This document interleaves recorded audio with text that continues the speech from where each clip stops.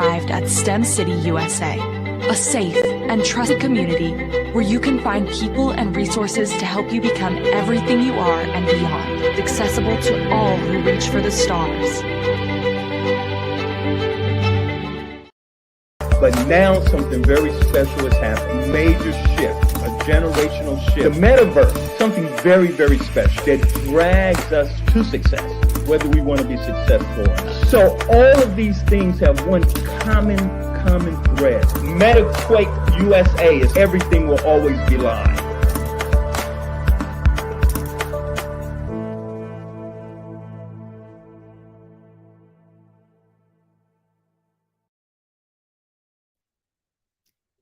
Hello and welcome back to this special series, MetaQuake USA, what you need to know about the metaverse.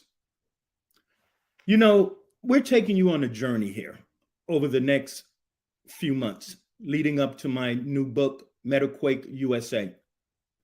This journey is with subject matter experts, the people who were truly around in the beginning and helping to create what we see today and what we will see tomorrow. You're going to hear from experts, the top people in technology, who will explain in terms that really make sense what this metaverse idea is all about. What is blockchain? What's Bitcoin? All of these new things that are seriously resetting where we are in the technology world. So we really hope that you will enjoy this journey, that you will take in this important information so that many of the communities that have been underserved, that we move beyond simply consuming technology, but using technology in a way that enriches our community, gives our kids a true future, and at the end, make this world much better than it is today. So hold tight, buckle your seatbelts. We're going to be back in a few minutes with a guest you will not want to miss. Let's go and take a look at a couple of commercials. I'll see you on the other side. Metaquake USA is everything will always be live. Metaquake USA with Tyrone Taborn will be right back after these messages. Calling all future STEM pioneers, leaders, and career champions. Join us on every second Saturday of the month for the BEA Career Day. BEA STEM Career Day is all about creating opportunities for students to venture into the world of STEM through the eyes of professionals. You'll meet mentors and presenters that will give you a sneak peek into the many options available to you in the field of STEM. Hosted by teen ambassadors, you'll find yourself among inspiring peers just like yourself that are aiming high for their future. To take part in the BEA STEM Career Day on Zoom, visit fullstemahead.us and register for the next session. Again, that's fullstemahead.us. BEA, becoming everything you are.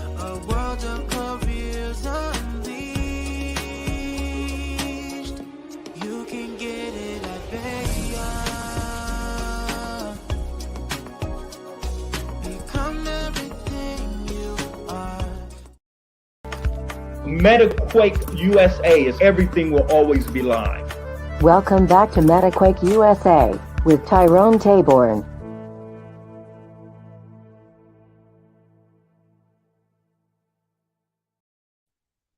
And welcome back to MetaQuake USA. I don't even know where to begin with our guest today. This gentleman is a pioneer. He's a visionary. He's an innovator. I mean, we're going to have a lot of fun. Dr. Colin Paris, Senior Vice President and Chief Technical Officer at GE Digital. Before I bring him on, the first thing I want to say to Dr. Paris is this. Welcome and congratulations on being inducted into the National Academy of Engineers. Hi, Ty. It's a delight and an honor to be here, and thank you for that. Congratulations. I always say it's not a reflection of me, but really the great teams I've been on.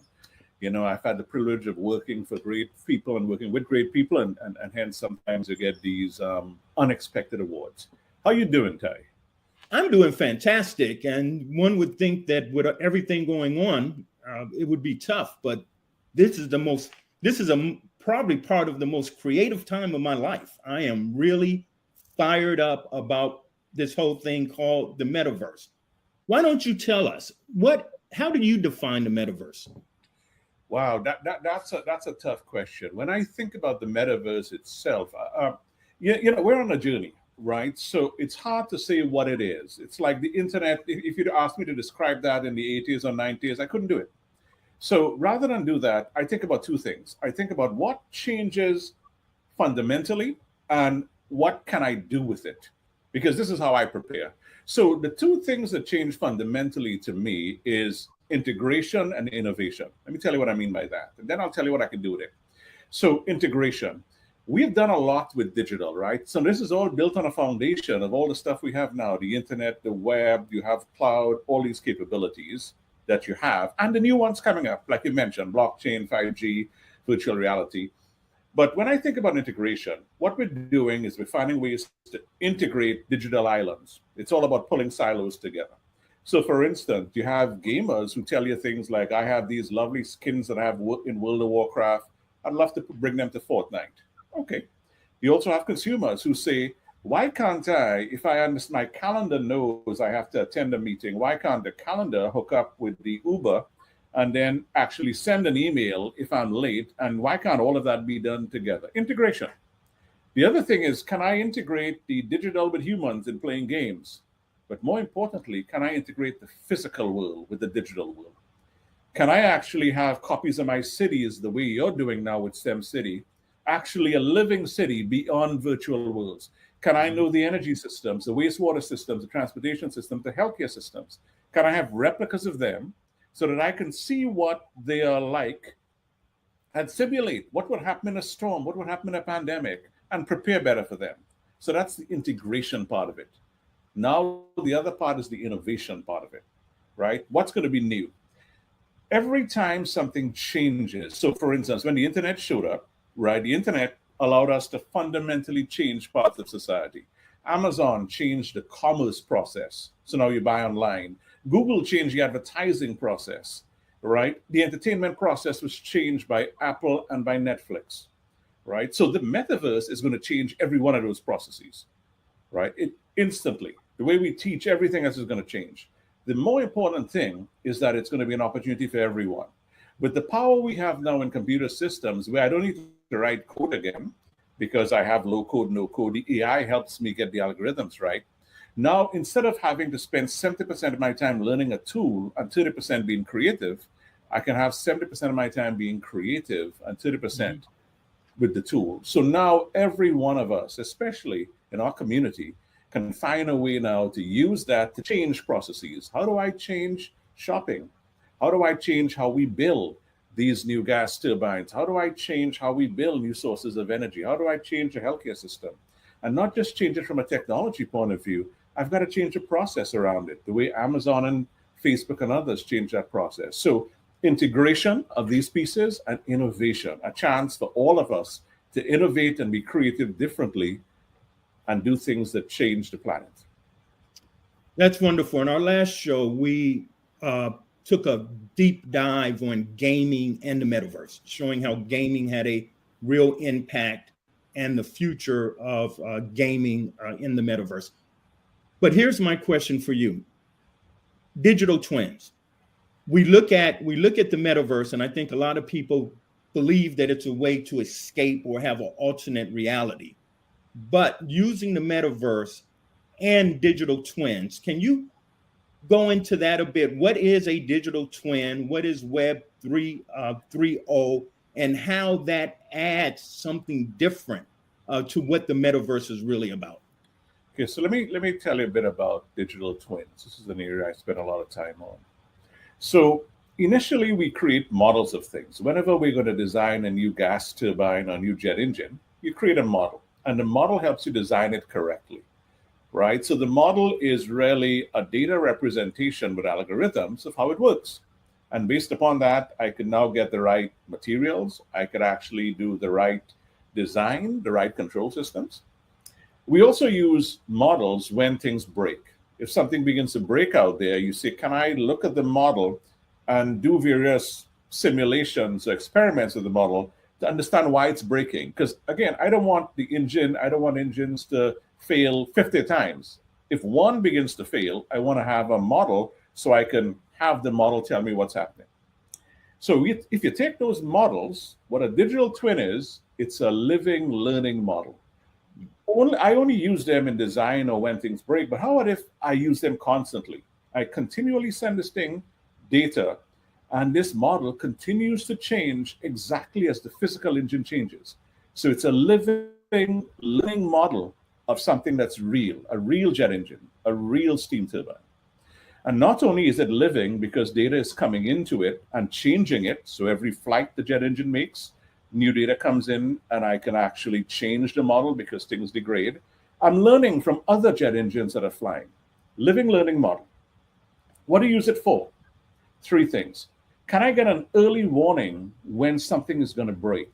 Can I get an early warning when a jet engine is going to have a malfunction? So rather than me land the plane and then decide, wow, there's a light that came on and I have to deplane everyone, can I get a warning that this thing could possibly be a problem 30 days in advance? Early warnings.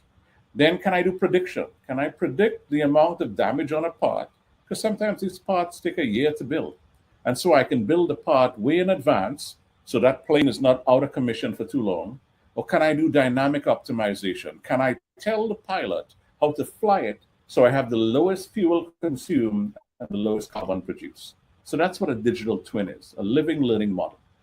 Now, we have these digital twins of not only our transportation systems, but our energy systems, the grid.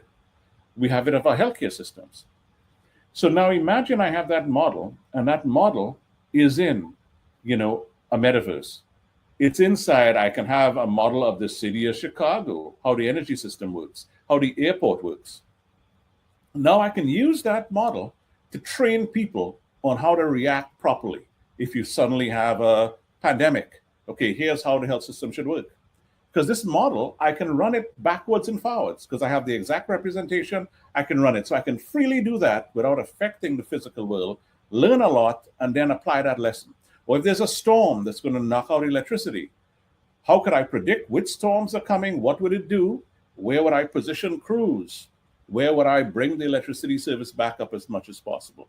So the metaverse is the perfect tool for me to put these living learning models up, these digital twins, combine them together and give us a view of warnings, predictions, and optimizations. So I am a big fan of what's going to happen here. Dr. Parrish, you and I both worked 20 years ago on some special projects. Yes. La Familia Technology Awareness Week, First Peoples Week, and the Black Family Technology Awareness Week, while you were at IBM. One of the interesting things that we worked on was Second Life. So you've been thinking about this stuff, this metaverse stuff, for a long, long time. Can you walk us back to what Second Life was all about, or your work at IBM, why that was even important, and sort of bring us up to where we are today? Perfect. Well, Ty, this was a special time for both you and I. We were sort of pioneers in some of this stuff. So if I go back, Second Life was a virtual world that was created in 2003. What was different about that world, unlike a game is where you have an objective in it, right? You have Worlds of Warcraft, you have Fortnite. There's an objective that you're trying to solve. But Second Life was not that. It was a world in which you sold land, you sold avatars, and people did what they wanted, right? They could do anything they find profitable. And the other thing, they had an economy. So you can get paid for creating content. So when we started our journey together in 2007, what IBM was trying to do then was 2 things. They were trying to figure out, how could I actually take that virtual world and bring it into IBM behind the firewall and find ways to have our employees increase their productivity?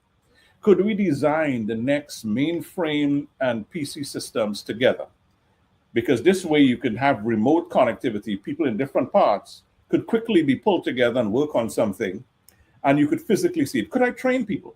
Could I train people how to go in and replace power boards? Or could I design a data center, in this virtual world? How do you run the cooling? How do you run the airflows? How do you run the electricity? Everything else. So we were using it inside IBM as a collaboration mechanism to increase profitability. And at the same time, we were trying to figure out how to make the Second Life world out there and internally in IBM talk together. So the avatar I had here could go out into Second Life and maybe meet other companies who would have other things in Second Life, and we collaborate. And this is the thing you and I started, because we had the view that maybe this is a way we could get our community in Second Life and be working with other communities remotely in a shared environment. And so that now is taking a new life, especially after the pandemic, and then with the announcements of people like Facebook and Microsoft. So that's the journey that we started then that we're still on. And I think I'm delighted to see you still doing it with SimCity.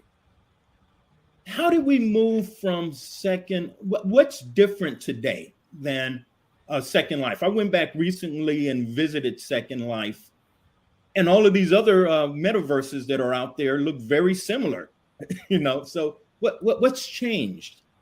So I would think that two things. One is if I think about a lot of it is the human reactions, right, to it, right? If you look at some of the gaming systems now or the other worlds, the rendering of real capabilities is very different. So when I look at the pictures, it looks real, almost nearly lifelike. So I can begin to immerse myself. It's an avatar, but the avatar, I can see facial features changing on the avatar. So the technology below it, all the graphics engines that you have, the bandwidth technology has changed, right? The responsiveness, the ability to create really interesting fabrics has changed. But the second thing that has changed in even more profound ways is humans. Because of what we experienced in the pandemic, this notion of virtual worlds, like we're working on Zoom right now, the notion that we can work remotely, we crossed a hump there. Right, we crossed a hump in saying we have to use these virtual environments. This is one right now, in some sense, in which to collaborate and in which to deal with some of the hardest problems on the planet. So I would say the technology has increased, which made one level of exception. Second was the human acceptance has increased. And then the third is that you have some really big names saying they're going to devote billions of dollars, Facebook, Microsoft, towards doing this type of work. Right. And so I think that's creating, another mirror effect that's everybody is investing money in it. Those are the three things I think are key. What's interesting is right now, this conversation is actually taking place in the Linda Gooden Professional Training Center in STEM City, USA, in the General Johnny Wilson Auditorium. Yes. It's also being streamed into Offspace. So if you had the glasses, you could go right into our Baya Offspace Center and enjoy it. We have a few more minutes, but tell me a little bit, or tell this audience a little bit about what you're doing now and what Web 3.0 is truly about. I think people are completely confused. Yeah. What I spend time on right now in this new version of the web is the notion of Internet of Things. So we spent a lot of time actually before where you were on the internet transmitting digital things. A movie is digital, a book is digital in many cases, right? So digitizing even money was easy. Now when you have real physical things, how do you digitize them? So the Internet of Things, what we spend a lot of time doing is taking all that sensor data and putting it in a format that you could now represent it digitally and then take an action. It's not enough to get the sensor data in. I've got to have insights, but from the insights, can I then take an action? Can I send a signal to the control system of these jet engines, these steam turbines, these machines in hospitals, and have them take an action? So the Internet of Things is where we spend a lot of time on with Web 3 and Web 4.0. How do you integrate those things so that the virtual world and the physical world come together? And when they come together, we can use that collaboration power all over the planet, the new computational power we have in these large clouds to actually make a difference. And then we could protect it with blockchain. We could increase the volume of communications with 5G, and we can have the AI do some incredible things with human and AI. So this is the journey that we're on right now. Web 3.0, though, that's a challenge which GE Digital is leading, and who will be dominant, because it strikes me that the difference with Web 3.0, isn't it more for industry and much more secure, since the internet was never created to be super secure? Yes. So it's three things. One, it's really for, the machines. We connect humans to the internet with our cell phones. That's your personal device, right? All your data is on it. Now we're connecting the machines and allowing them to phone home with everything you have. So that's the first part of it. The second part of it is I'm also now connecting the humans who service the machines, right? And to connect the machines and to connect the humans, I need to be secure. I can't have anyone hacking my energy systems or my medical systems. So that security is huge. Then the third thing is I've got to deal with the latency. If I discover a problem, I've got to make sure I can get a signal back fast enough, to do something. So this is where you see the vast amount of data coming in, the Internet of Things. The AI and the humans have to be secure and doing things that make sense. And then the latency that you get from 5G and others. So it really is about that human machine connection, that security connection, and that bandwidth and latency. These are the basic beginnings of Web 3.0. Then it's the apps of what you could do on top of it. And I think it's important to touch on all of those layers, because without that, a true metaverse is not really an open metaverse. You may have some closed metaverses like Second Life, but open metaverses living and growing in and of themselves. Or as I define it, a metaverse is the ability for you to create digital copy on your own, anytime, any place within that world. So we're challenged on Web 3.0, I suspect. Aren't other countries trying to get protocols in place to beat us? Yeah, they are. There's a number of countries going on, and you could do it in 3 or 4 ways. The first way is value, right? So other countries, the focus has to be, people only use things when they can deliver value, especially when you're thinking about Web 3.0 on the business. So if I can show you how you can save millions of dollars on your jet fuel, value. If I can show you how you can predict and respond to storms when weather patterns show up and what to do to keep the electricity up, value. If I can show you how to actually, when you take an MRI of a human, get it right quickly with the right diagnosis, value. So a lot of people are first focusing on application. Show me the value. The second thing they're doing is standardization. Is there a way to standardize, data such that the applications and the algorithms that give you value could be used everywhere, right? And with that standardization also comes things like privacy. There's a huge amount of discussion about there's a sovereignty. My data, the data that I should have in one country, should remain in one country. So how am I going to move the algorithms there so I don't have to copy their data? So there's a number of things around the applications, a number of things around the standards, and then a number of things around the governance, whether it be privacy or security that happen.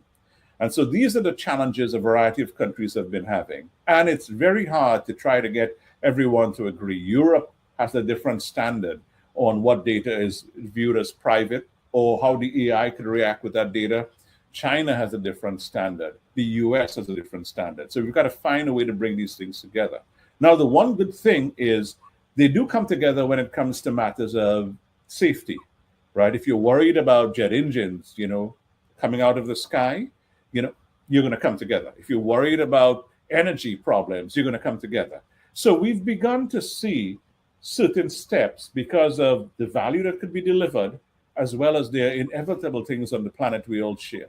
Safety is one, climate is the other, cyber is the third. So some of this is happening, but like everything else, it's a journey. And the metaverse will help that journey along. We can see that. Great.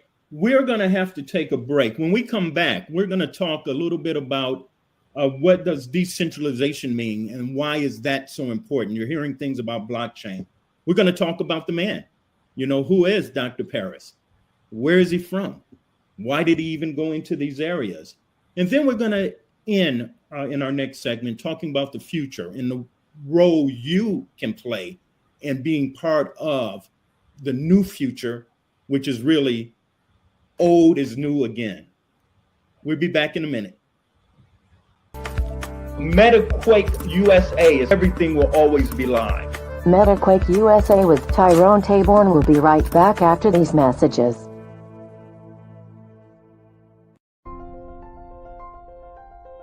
What if you could build your own city? A place where every child can find nurturing people to help them achieve their full potential. A place where every adult can access job training support, where health education. What if you could build your own city? A place where every child can find nurturing people to help them achieve their full potential. A place where every adult can access job training support, where health education is abundant, where social justice ruled the land. A place without limitations. Welcome. You have arrived at STEM City USA. It is what every city should be. A safe and trusted community where you find people and resources to help you become everything you are and beyond. STEM City is unlike anything you have ever experienced. It is a digital twin of the world around you, only better. STEM City is about energy and soul renewal. It is more than a digital world. You can almost feel the power of live cultural events, music, and theater. STEM City promises a better future for children with caring mentors and hands-on activities with dedicated tutors to support our youth. STEM City is your passport to a healthy lifestyle with weekly events addressing our community's many issues. STEM City is your financial well-being with helpful information on wealth management, career advancement, job training, and so much more. STEM City is the community you deserve. It is the city where your dreams can come true. STEM City USA, a place in the sky that is accessible to all who reach for the stars.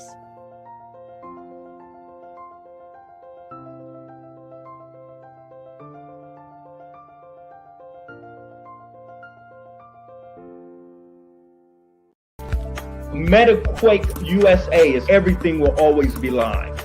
Welcome back to MetaQuake USA with Tyrone Taborn.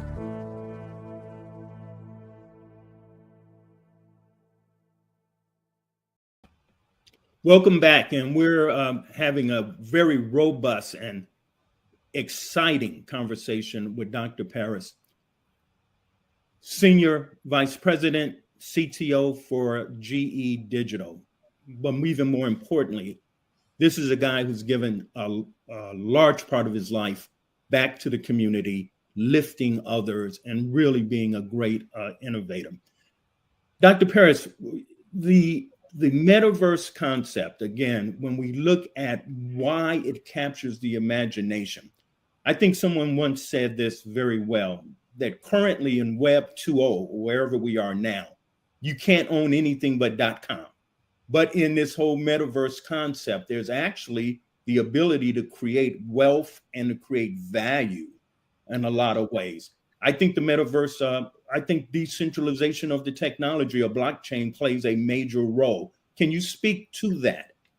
Yeah, I do. I think there are two things. I think it's a decentralization, but I also think it's the tooling behind it. So the notion of the blockchain capability, blockchain gives us the ability to actually create social contracts and to protect the IP that you have, right? So I think everyone hears intellectual property, right? Yes, intellectual property, that's right. People hear about this thing known as NFTs, non-fungible tokens. What that is the ability for me to create some piece of intellectual property that's digital and protect it. See, right now people worry because if I create a sound digitally or a video digitally, it can be copied easily. How about if I can create something that cannot be copied? And that's the power of the blockchain, right? And so therefore, if I create this content and this content is tied into a blockchain where it cannot be copied and I have the history of it, then I can do transactions with it. I can sell it to you, and I can actually receive the benefit of selling that to you in ways that are, it's fair. So it's a distributed contract banking system, all based on the fact that blockchain works the way it does.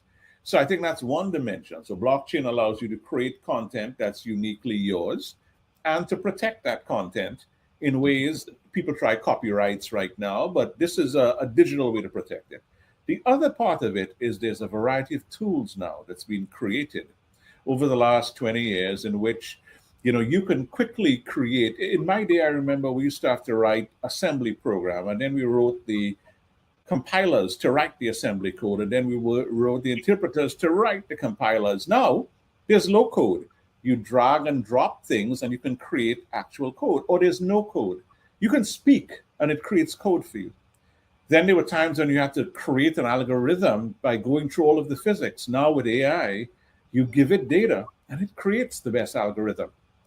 So now what you have is the tools by which your creativity is not limited by the fact that you don't know about the tools. As I mentioned before, I'd spend 70% of my time learning how to use the compilers and the systems, and 30% of my time being creative. Now I can do 30% learning a few tools and 70% of the power of my creativity. So now people who aren't deeply in STEM, you have STEM, but you also have creativity. More like STEAM, STEM and the artistic part. Now you can then take part in this. So not only do you don't have to only be a technologist, you can be a marketing person. New ways to market this capability, market the new things that are being sold. You could be a business person, new business models around it. You can be a service person, new ways to service things around that, new ways to develop business processes. So now the full scope of creativity is actually opened up because of the tools, and you can capture the value you're delivering because of the blockchain. So those are the two things I think that are huge right now. That's interesting. A quick question for you surrounding the IP. Do you feel, have you seen processes being a part of IP?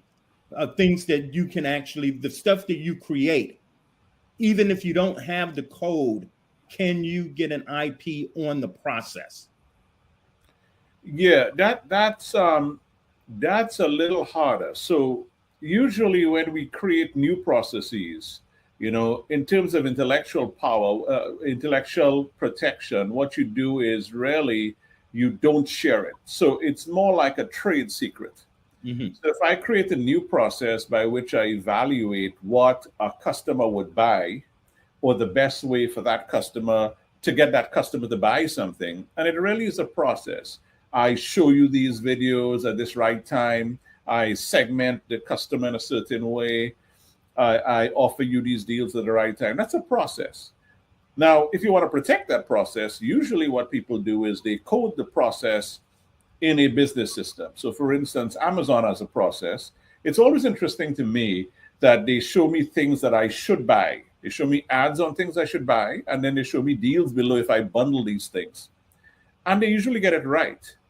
How do they get it right that much? So that's a process by which they're studying Colin. They've created a digital twin of Colin, so to speak. Mm-hmm. And then they're using that digital twin itself to figure out what to show me and how to encourage me. And maybe they know that if I need to see it at least 4 times before I actually buy it, right? And so that process itself, they codify, they hide it. They say, that's our special process, what to show him, when to show him, how many times to show him. They don't reveal that. You can't put that in a pattern because everybody knows that becomes a trade secret. So what they may do there is they may actually put that in a little bit of code that they have. And that little bit of code, again, could be kept not as something that's readable, but I could put that as a small, module, and that module could be protected by a blockchain. You don't always want that because blockchains are visible, but there are blockchains that don't let you see what's in it. So you could protect those things, or you could just not show it. Whenever you create a website or you create any device in the metaverse, you just don't simply share what's my process by which I attract people, right? So there are 2 ways to do it: trade secrets or IP. So your journey, you are now at this point of your life, one of the most successful executives at one of the most innovative companies that's been around. You're just at this world top scientist. How did you get here? Tell us your story. Yeah, thanks for those gracious statements there. But I don't think of myself as like that. I think of myself on a journey. All right, my story.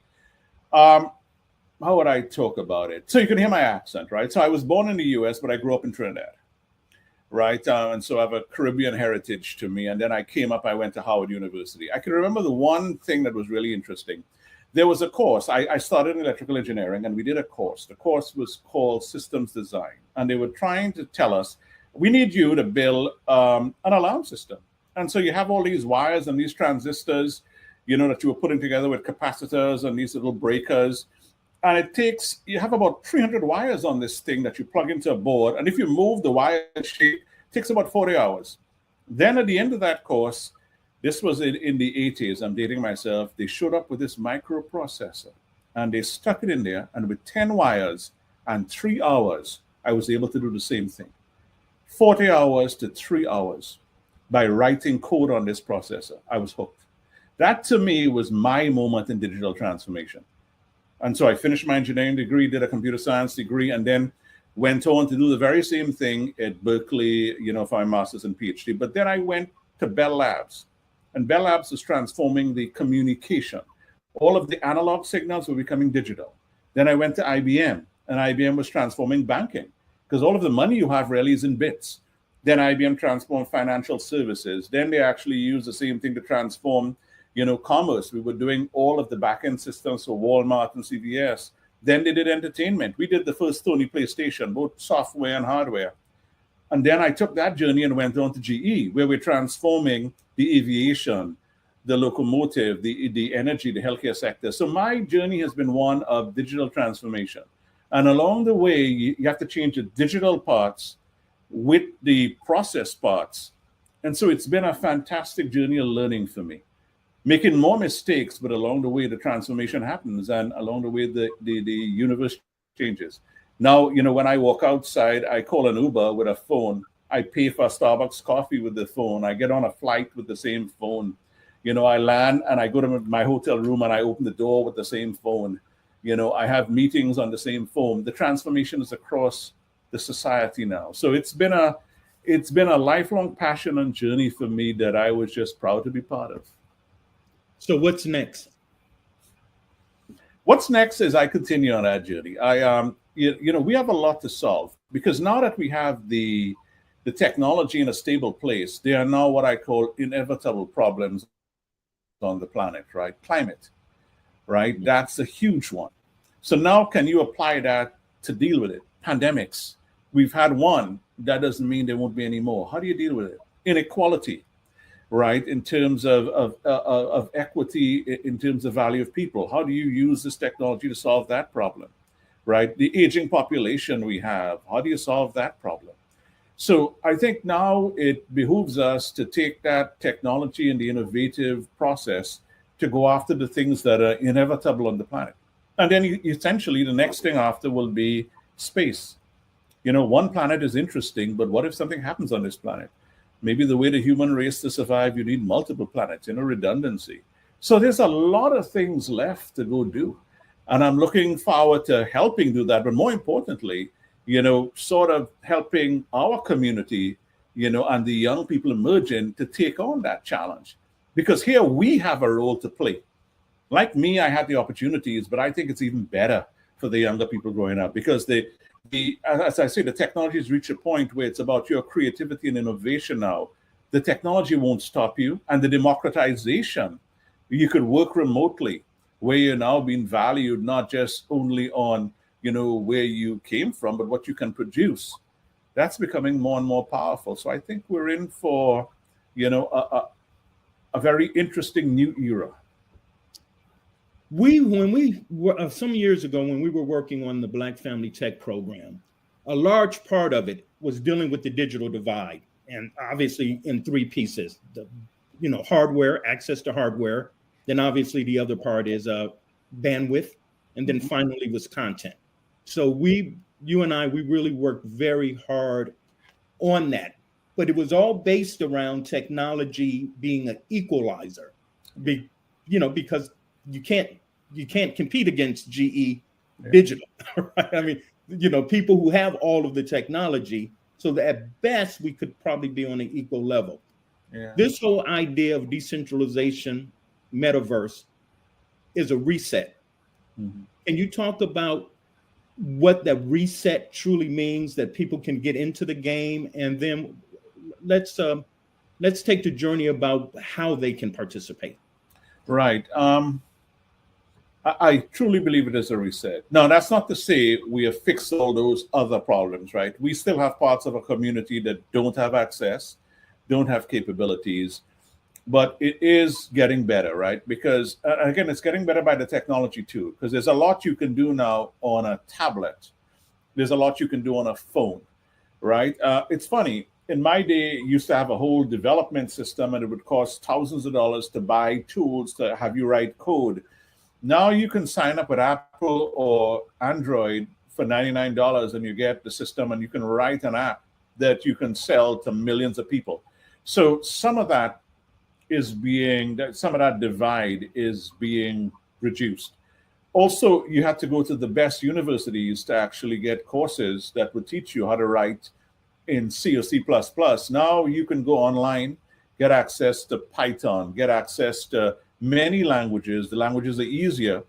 You can literally learn the language, and you can go to GitHub and you can offer your time and write code, and people will look at your code, and see the value of the code you'd written. And so it gets better. So the reset, I think you're right, is here.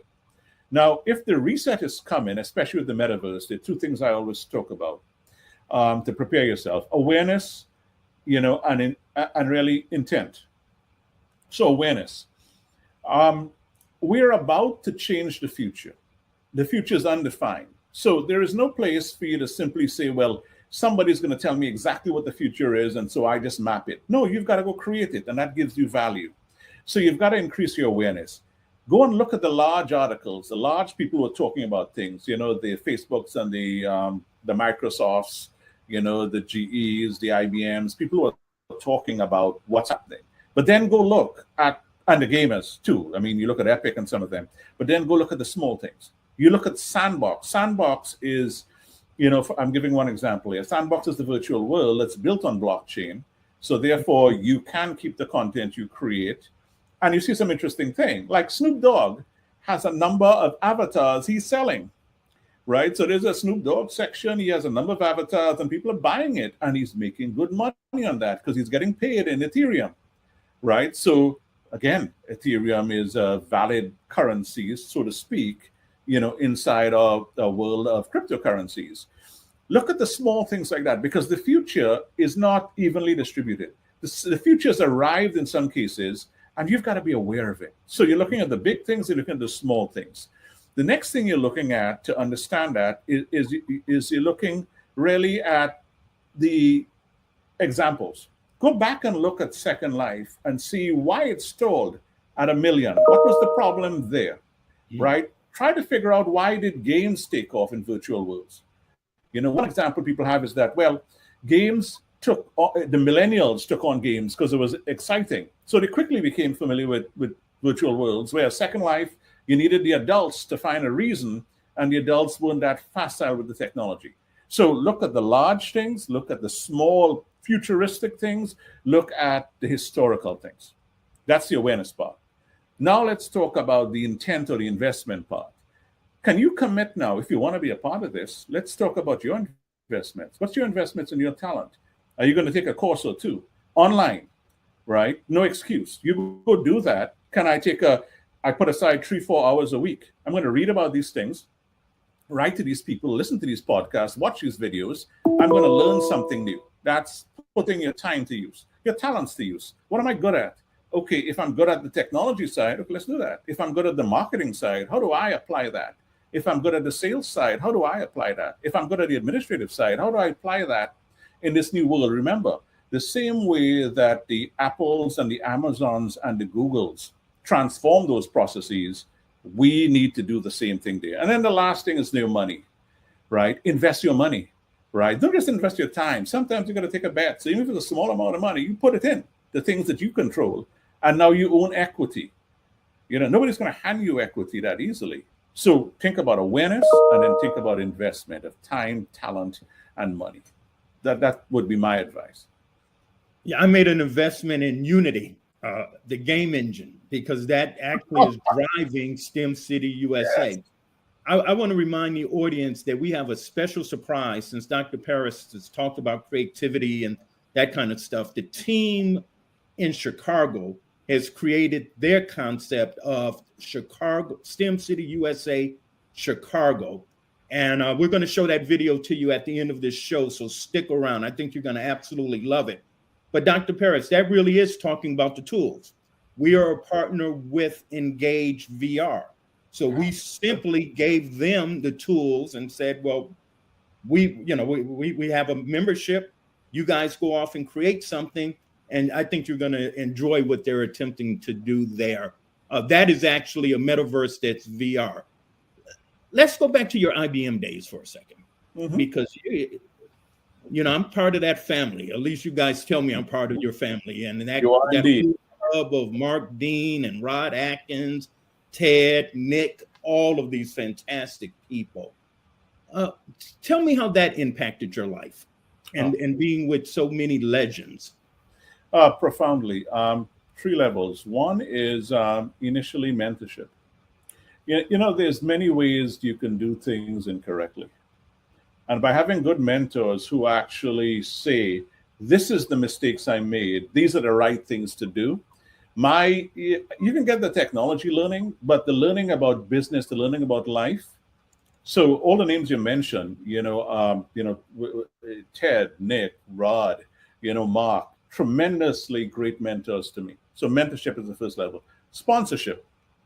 It gets to a point where they actually say, because, you compete for jobs. You can be good, but not enough people know you. They put me in positions where, okay, Colin, we're going to put you on this list and you go compete for this job. Or I'm going to take a bet on you to do something. So that sponsorship, was the other piece. And then the last is friendship. They'll pick you up when you get hit, because you are going to get hit. Your resiliency is going to be tested every time you do a hard thing.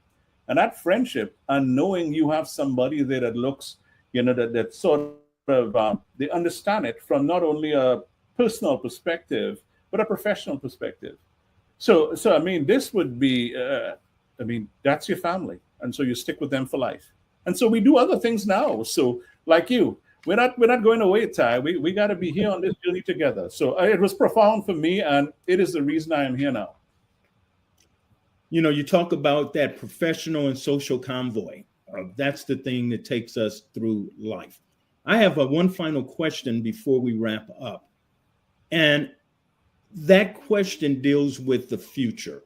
How a person listening right now, how can they use this new concept of the metaverse to engage, to add value, particularly in your industry? What should we be looking at right now?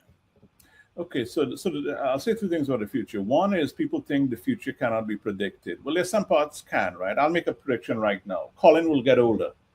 That's a true prediction. My machines are going to get older, right? People in the future would like to pay less. Good prediction. So when you look at the future, look at some things that are going to happen. You know that the population is going to get older. So if you're going to focus on our aging population, look at it. You know that these machines are going to get older. You know that these storms are going to continue battering them.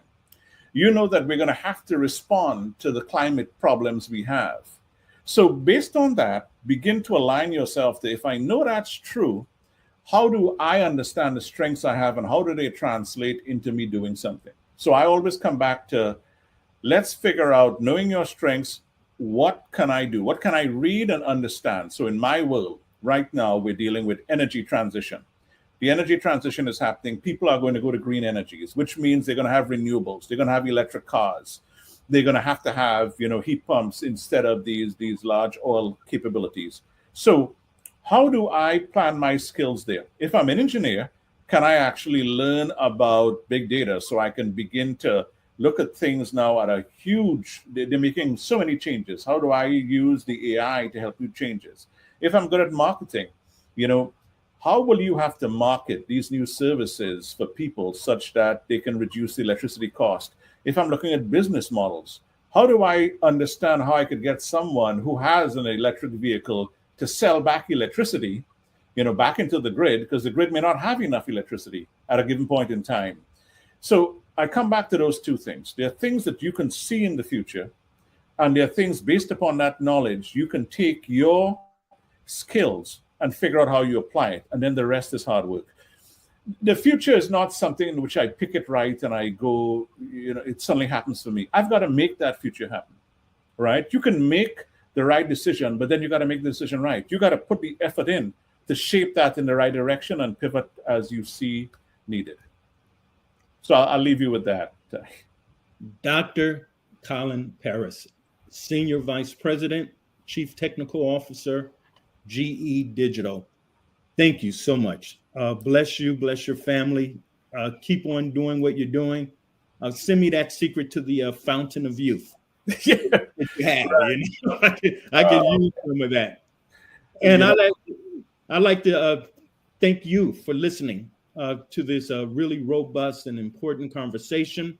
Our next discussion will be with Chris Jones, former Vice President in Northrop Grumman, and also inducted into the National Academy of Engineers.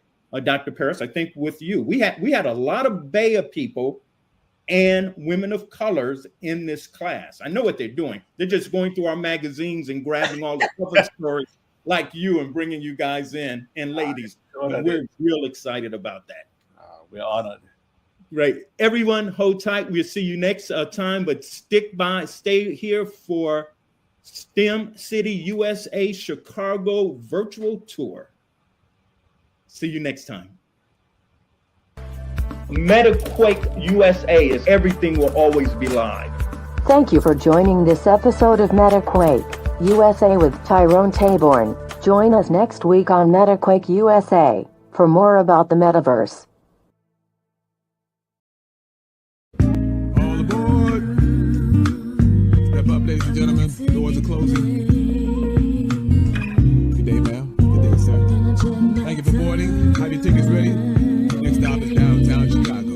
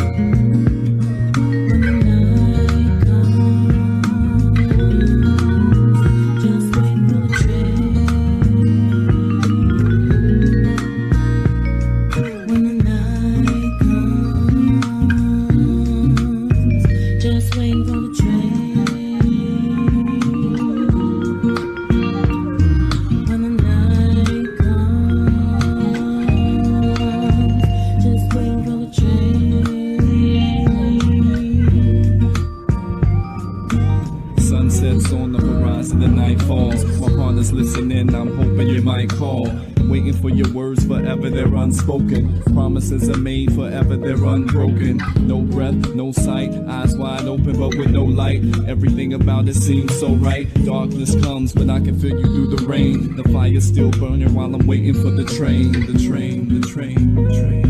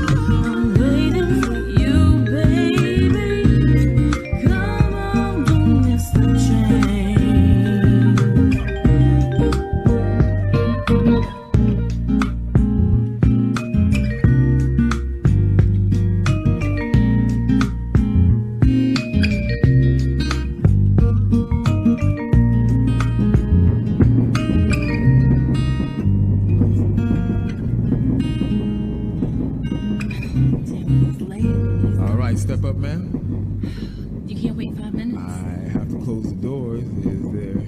Just 5 minutes more, please. I cannot wait 5 minutes, ma'am. I am sorry. I got a load full of people to get downtown.